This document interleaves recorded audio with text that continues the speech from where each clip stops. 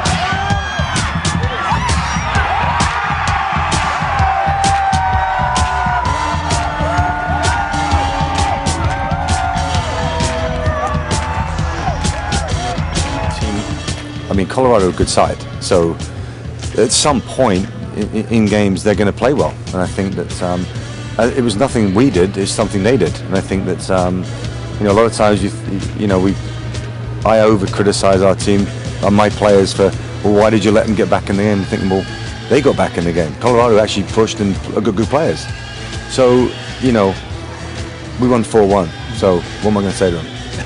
One more question: how do you see Colorado's defense?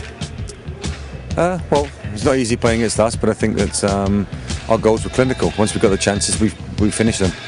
How do you see your team in general?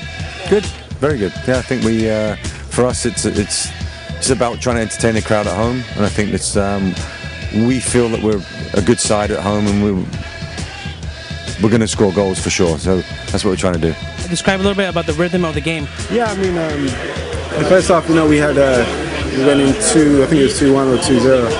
The second half, they came out and scored some more goals. So we know we had to just put our foot down and just try and get a few more goals to win out the game. So that's how it went for us.